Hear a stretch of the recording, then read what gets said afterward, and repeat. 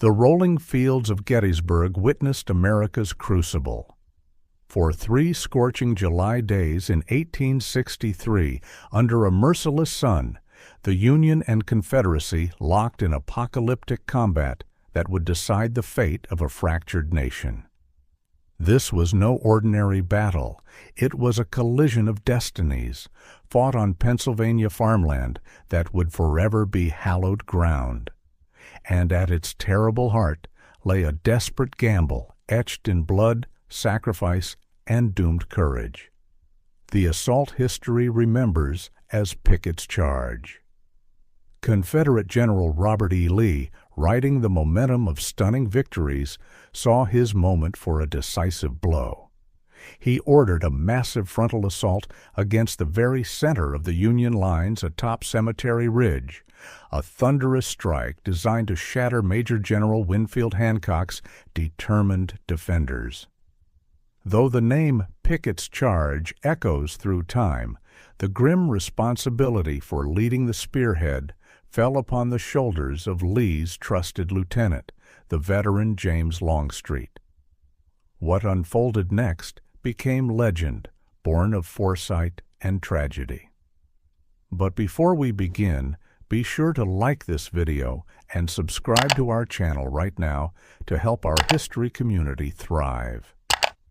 James Longstreet, a battle-hardened realist who had seen the carnage of war from every angle, perceived the looming catastrophe with chilling clarity.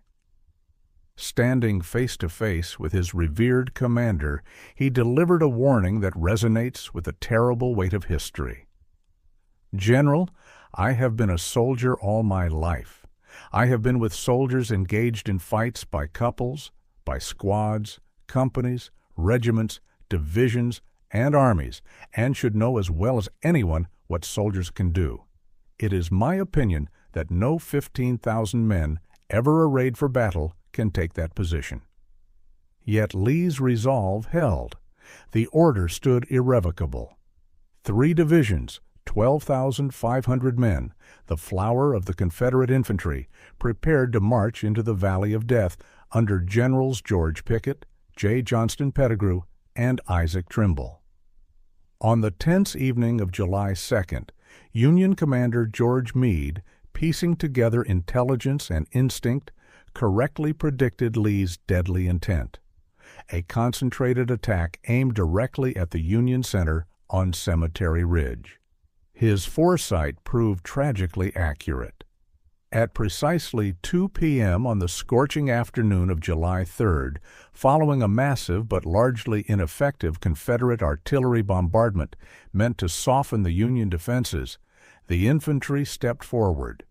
They did not immediately charge. Instead, they marched in eerie silence, shoulder to shoulder, across nearly a mile of open, undulating Pennsylvania farmland. A perfect target, walking steadily into the grinding teeth of Union firepower. What followed was pure, unadulterated slaughter. The entrenched Union forces, holding the high ground and supported by devastating artillery crossfire, unleashed hell. Sheets of lead and iron tore through the advancing gray ranks.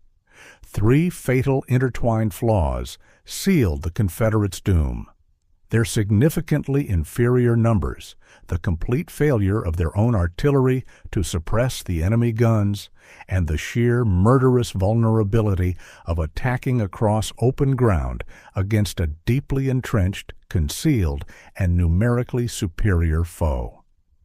In 50 nightmarish minutes, the idyllic fields transformed into a charnel house. When the choking smoke finally began to drift away, the horrific arithmetic revealed itself. Approximately 1,500 Union soldiers lay dead or wounded. For the Confederates, the butcher's bill was catastrophic: a staggering 6,500 casualties. More than half of those who stepped off that afternoon were killed, wounded, or captured. Whole regiments ceased to exist. Broken men, dazed and bleeding, stumbled and crawled back towards the dubious safety of the Confederate lines on Seminary Ridge. General Robert E. Lee, mounted and resolute, rode out to meet his shattered army. Taking full responsibility upon his own shoulders, he told the survivors, "All this has been my fault."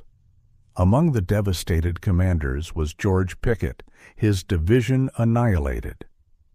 When Lee later approached him, urging him to rally his men for a possible counterattack, Pickett, his spirit broken, uttered the crushing epitaph for the assault and perhaps the Confederacy itself.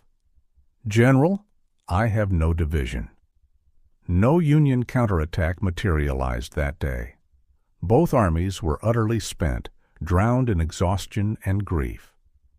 On July 4th, Independence Day, a fragile truce descended as both sides collected their mountains of dead and tended to oceans of wounded.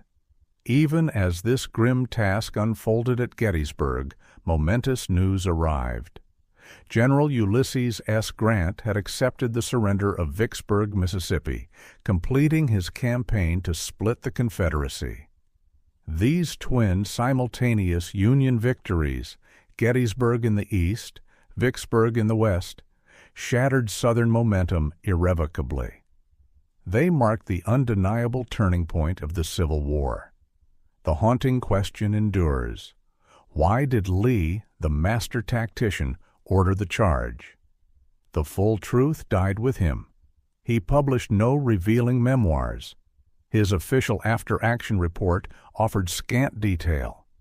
Pickett's own report, rumored to be scathingly critical of Lee's decision, was reportedly ordered destroyed by the commanding general himself. No copy has ever been found. In the charged atmosphere after the battle, Virginia newspapers fervently praised the valor of Pickett's Virginians during the assault, implying by contrast that troops from other Southern states faltered. This partisan reporting played a significant role in cementing the assault's enduring, though geographically misleading name, Pickett's Charge. Pickett himself grew to deeply resent the association of his name with the catastrophic failure.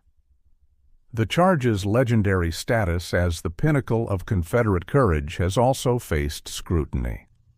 Some historians, echoing contemporary observers like W.R. Bond, who wrote in 1866 that no body of troops during the last war made as much reputation on so little fighting, question the absolute veracity of its mythologized heroism, noting accusations that Pickett himself led cautiously from the rear.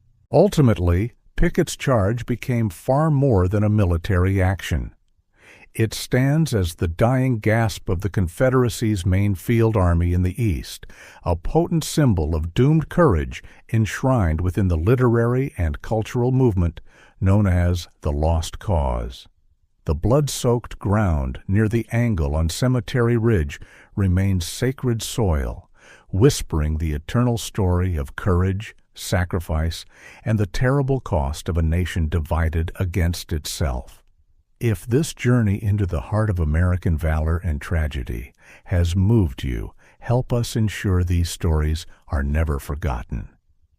Be sure to like this video to support our channel. Subscribe to this channel right now for more deep dives into the pivotal moments that shaped our world, and ring the notification bell so you never miss an exploration of our shared past.